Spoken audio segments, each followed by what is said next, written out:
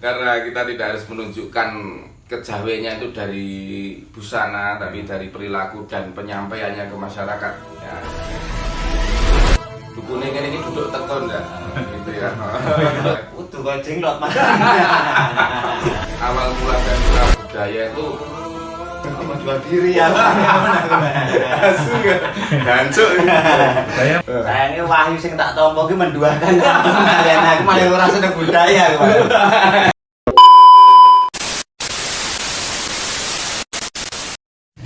Hura! Ketekan tak bimo tenan saiki. Iya. Ya, suwe banget tak petuk ya. Kesibukan lah masa-masa pandemik iki lah. Siap-siap. Montang-manting ini ya. Ini mumpung ketemu awor, nah, ya bisa saya bilang suatu kebanggaan ketekan yang saya bilang narasumber. Nah, saling belajar lah ya. Ya, narasumber terkait dengan kejawen, oke. pusaka dan lain sebagainya kan seperti itu.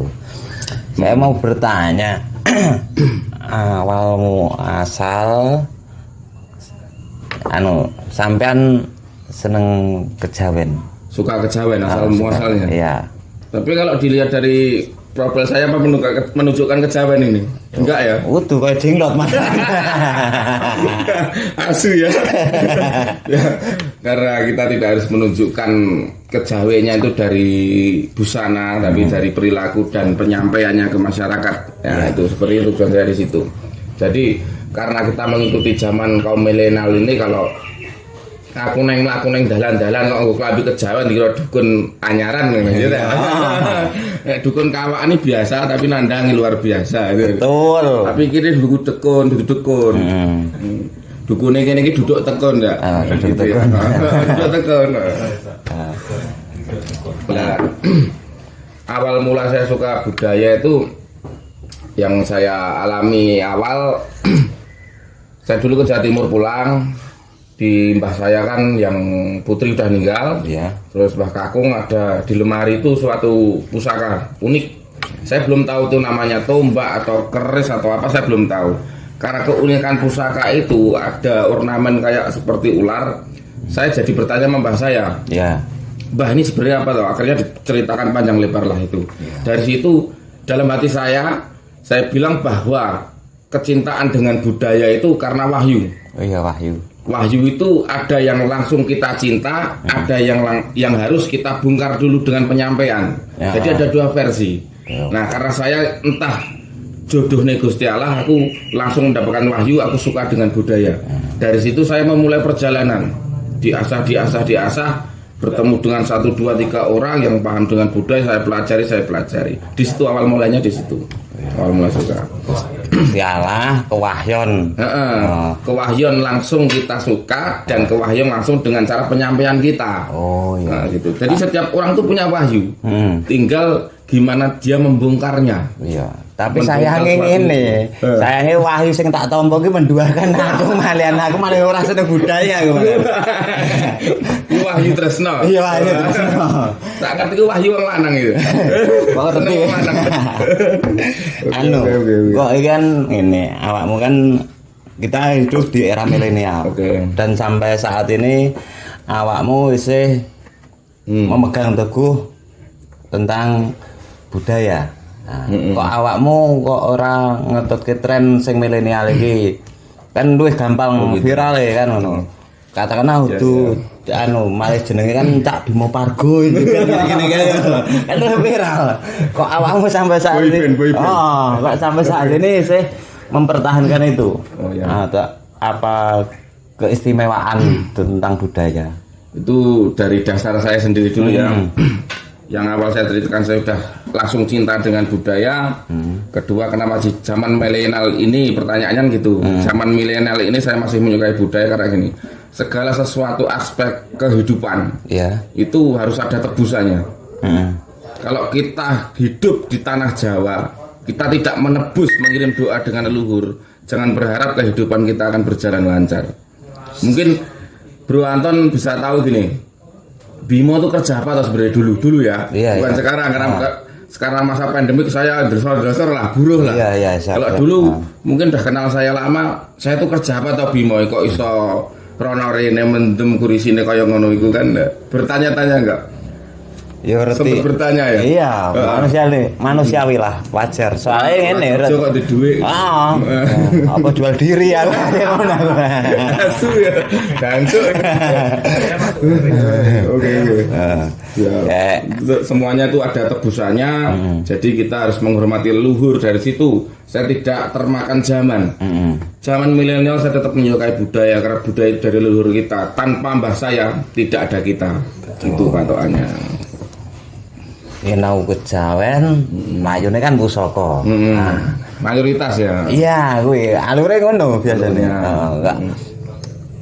Belajar tentang keris, pusaka kan itu otodidak atau ngasuh kawruh karo mbah-mbah jenengan apa gurune jenengan bisa dibilang seperti itu sinaune kali sinten. Jadi pusaka ada dua penjabaran ya. Pusaka dengan rasa itu beda-beda. Jadi kalau rasa itu kita ambil perjalanan dengan otodidak. Ya. Karena kita menjalani. Laku. Nah, laku. Beda dengan pusaka. Kalau pusaka itu kita menjalani dengan belajar. Sinau kali sing paham duluan. Kan ngoten. Itu ceritanya begitu. Jadi hampir ya 95% saya belajar soal pusaka itu belajar. Nah, sinau. Kali? Dari kalau di wilayah saya sini di Ngadirejo, di wilayah kita, itu hanya satu orang yang saya tahu pusaka, yaitu Mas Indro. Mas Indro itu termasuk adik apa kakaknya Mas Joko Lelur ya? Iya. Itu. Itu saya salut dengan beliau karena beliau itu sebenarnya dulu mau diangkat jadi ketua dari Paguyuban Keris, cuma nggak mau. Saya pernah main beberapa kali juga ke rumah beliau. Saya diajarkan ini, ditunjukkan ini pusaka seperti ini, pusaka Kamardikan lah, STW lah, nom-noman lah, sepoh lah di situ. Awal mula kalau di daerah sini, kalau di daerah luar dari kita banyak saya belajar banyak. Gitu. Terus awakmu yen wong Jawa kan Jawane wis laku. Budayane wis bangsane keris dan lain sebagainya kan. Kok tak sawang-sawang awakmu cek melok esa. Nah, kan ngono. Lah kan awakmu wong Jawa, kok melune esa. Nah, kok ada apa dengan esa? Apa kan gini kebanyakan wah kayak mau golek backingan. Apa ada ilmu yang istimewa di Esa Trate? Saya ikut Esa Trate awal tuh dalam benak saya itu jujur. Apa Esa ki gelutan tok. Ternyata setelah saya ikuti, saya jalani sampai sekian tahun, yang saya dapat itu luar biasa. Ilmu benar-benar alam, tidak ada apa ya, penengah, dalam arti tidak ada lantaran. Hati saya langsung ke Gusti Allah, itu ilmu Esa. Iya. Nah, di situ nyambungnya kenapa ke pusaka dan budaya? Karena pusaka itu sebuah energi. Nek wong Jawa mbiyen tuh ngarani donga iku nek gur diucapke iku gur kabur kanginan. Nah, makanya diwujudkanlah pusaka.